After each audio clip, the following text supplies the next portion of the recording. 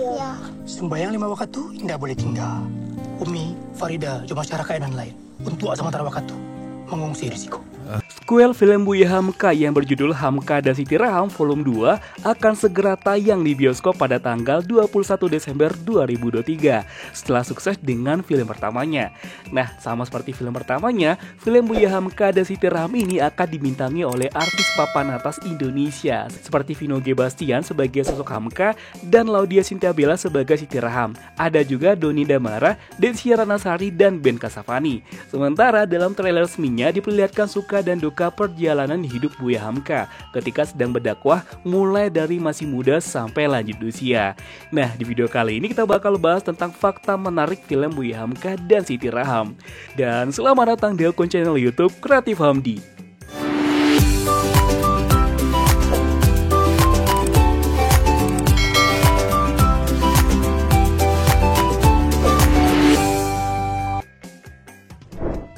Sembilan fakta menarik film Buya Hamka dan Siti Raham.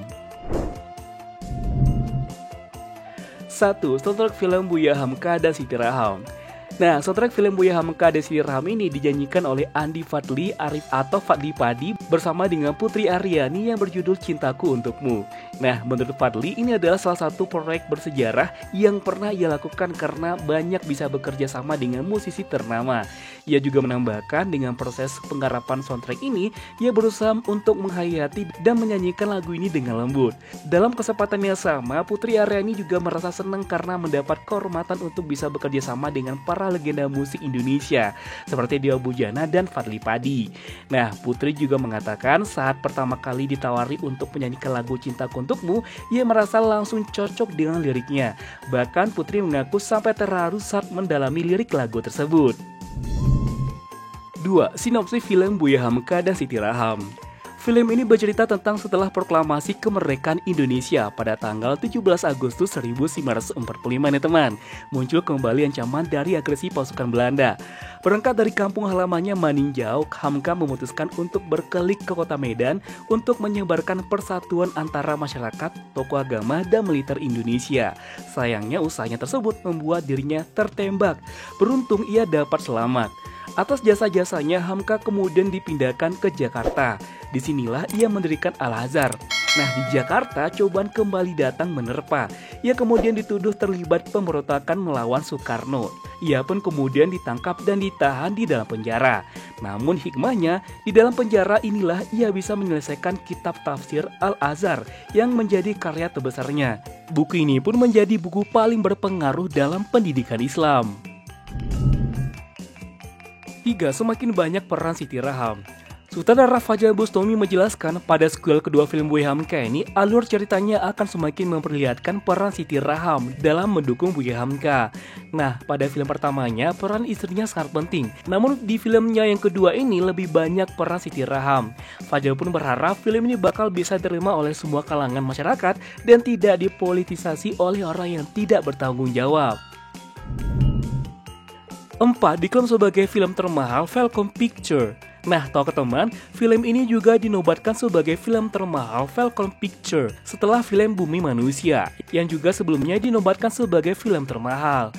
Federica selaku produser film Buya Hamka mengungkapkan bahwa biaya produksi film ini mencapai lebih 25 miliar rupiah. Hal itu dikarenakan pembuatan film biopik Buya Hamka ini membutuhkan biaya yang cukup besar, terutama dalam hal pemilihan lokasi syuting, pengadaan kostum, serta efek khusus yang diperlukan. 5. Diperankan sederet bintang top tanah air.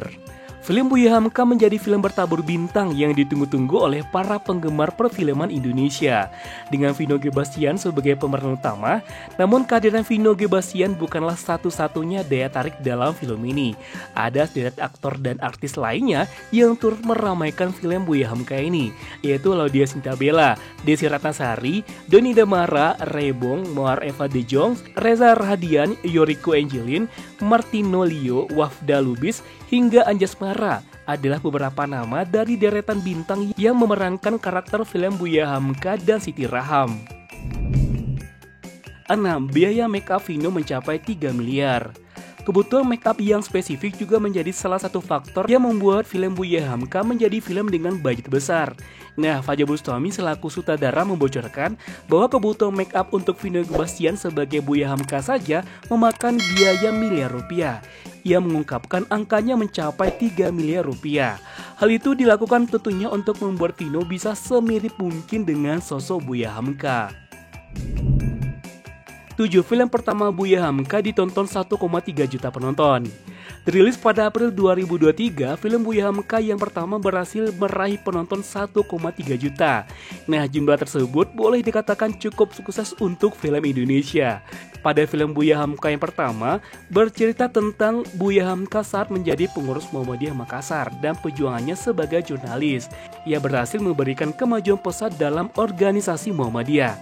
Nah, akankah dalam film Buya Hamka dan Siti Raham ini bisa sesukses yang pertamanya? Semoga aja ya.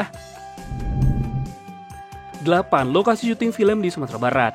Pada film Buya Hamka dan Siti Raham ini masih mengambil syuting, lokasinya berada di daerah Sumatera Barat, yakni Maninjau atau tanah kelahiran Buya Hamka, Lembah Harau, Buki Bule, Negari Taram Payakumbuh, Negari Ngarasiano, Kota Bukit Tinggi.